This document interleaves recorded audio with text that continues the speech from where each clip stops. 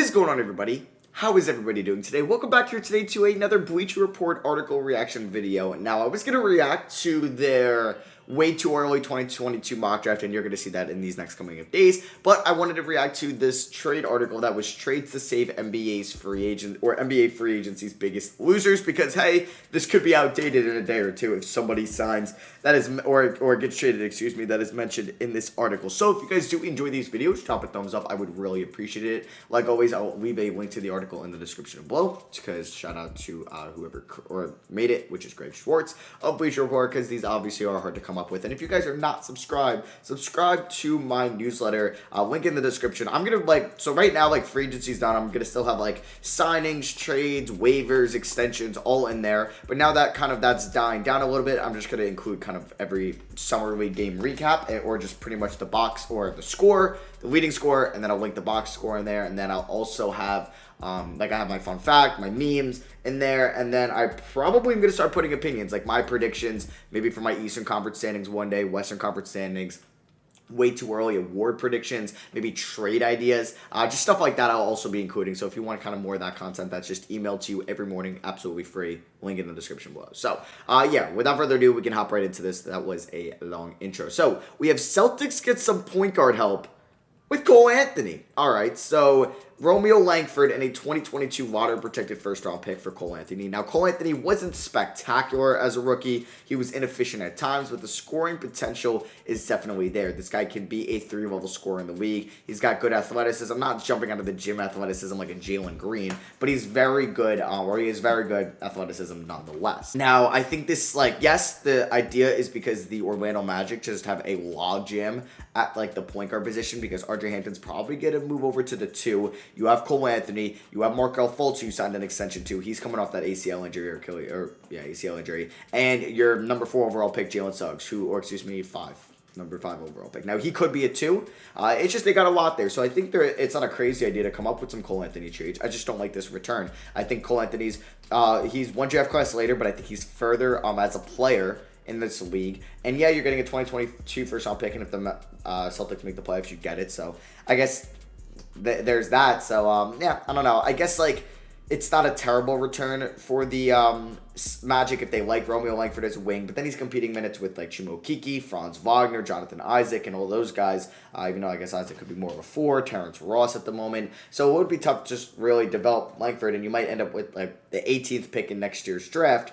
I don't think that's really worth it for Romeo Langford. I would actually love this trade for the Boston Celtics, but I just don't see why Orlando would want to do that. Next up, we have Larry Marketing gives the Pelicans some spacing. Now, I think that they're interested in going after Larry Marketing, and I would like this a lot for them. So basically, it's Larry Marketing in the sign and trade, and Chicago will receive 2 second-round picks. And I think at this point, if you can get Larry Marketing for 2 second-round picks, you might not have the cap to pull it off. I love it. Now, if it's a sign and trade with you not giving up any players, I don't really see that happening. Well, I guess it's so Chicago doesn't match it, so they're just getting something good. So yeah, or apparently New Orleans has a $17 million trade exception that it can absorb into a new contract. I thought it's a trade exception, not a... Oh, so I guess that's where the sign and trade comes in. And yes, you can use that trade exception if you don't give up any other players. Yes, okay. Makes a lot of sense. So I do like that for them. That's how they would get this done, because yeah, they're pretty much, I think, over the salary cap with Graham, with Valanciunas, with Ingram's. Are they over the cap? I don't know. Is there somebody else on that team making big money? Obviously Zion's around $10 million, but he's still on his rookie deal.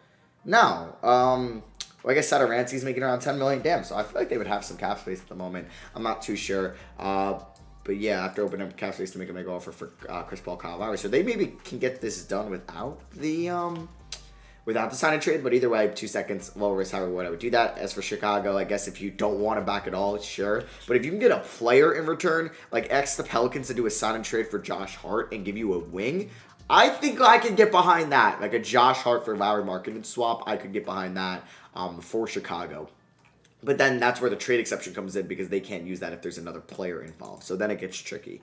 Next up, we have the Timberwolves giving Marvin Bagley a fresh start. Timberwolves get Marvin Bagley. Kings receive Jared Culver, Juancho Hernangomez, and a 2022 second-round pick. I like this. I mean, honestly, the pure talent they get back will probably help the Kings a little bit more next year. But I don't think Bagley's that bad. Like, it's not like where he's a complete lost cause. This isn't like a Frank Ntilikina fourth year. It's not like a Jared Culver third year where he has shown nothing really that shown he could be a long-term guy on the team. Like, Bagley's shown that he could be a good offensive player in this league. It's just can't stay healthy, and his defense hasn't been great. So maybe him just a full season next to Rashawn Holmes will be good for him. Or maybe he's more of a 5, but then that doesn't really help if he's playing in Minnesota with a not good defensive big man next to him in Karl-Anthony Towns. So, yeah, he would be a terrific buy low option, and I would love, like, almost every team in the league, and I think I would like this for Minnesota. Why not try Bagley and Towns in that front court? Maybe it could work out. I'm not really sure who should maybe go after him. I think they should use Bagley to maybe try to go after Pascal Siakam. I think that would be huge for Sacramento if they're just trying to finally make the playoffs. You would have, like, say you do Bagley, Barnes, and a first, maybe 2. Something like that where you can keep Hield and you can have like Mitchell, Fox, Hield, Halliburton. Obviously you'd lose Barnes like I said, but then you'd also have Siakam.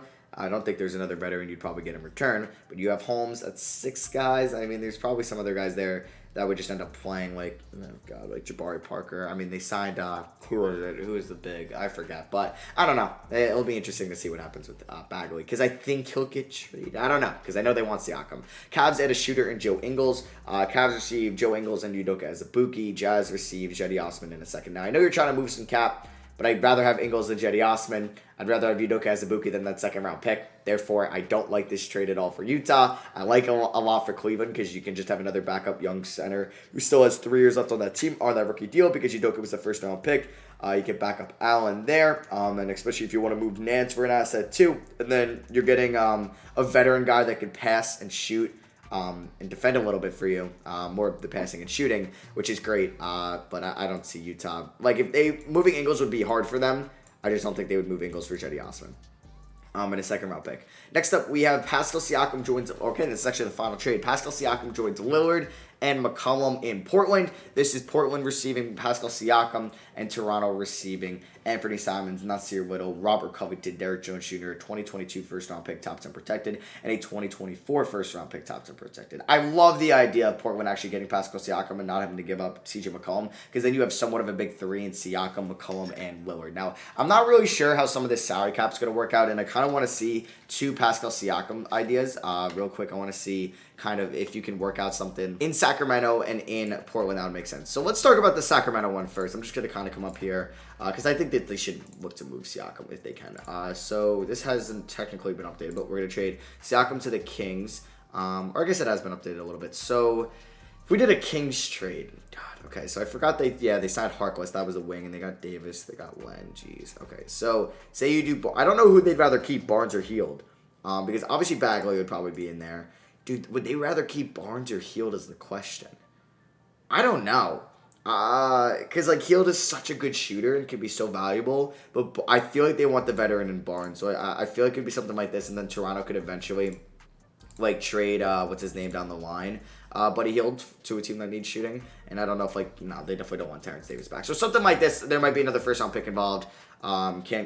Consecutive draft years 2021, 22 would be missing a first-round pick. Okay, so, yeah. This isn't fully updated yet. But something like this, I feel like if you're Toronto and you can get maybe another first, like, you have to accept that because that is a pretty good offer. As for Portland, I don't know, because, like, Toronto might or might not make the playoffs, but is it worth it being the 18 when you can kind of just recoup? So say, because, like, yeah, it would not make sense for them to trade Norman Powell back. So they would have to do Rocco, which kind of sucks. Or maybe they would do Nurkic. I don't know, because, like, to make the money work, yeah, you definitely have to do Derek Jones. Probably Anthony Simons to give them a young player. And then you got to choose between Rocco or Nurkic. And do you ever want to run Siakam at the 5? I don't know. That's risky. So maybe you do Covington and you do 2 first-round picks. And then, I don't know. Like, that's solid. Like, I don't know. I'm sure that can work. Yeah, like, that's a good enough package. I just don't know if it works financially. But, hey, that's 13, 23, it's 24 mil, it's 33. They might need to add, like, 5 more mil in that. And then what was the deal? Erase that. What was the deal they had? So they had them also including Nasir Little. Okay. So, yeah, let me know what you guys think down below. Drop a like if you did enjoy the video. And, yeah, I'm hoping we see a Pascal Siakam trade. I think it's the one that could happen at the end of this offseason. That and a Ben Simmons one. So be on the lookout for those. And, yeah, love you guys, and I'll catch you on the next one. Peace.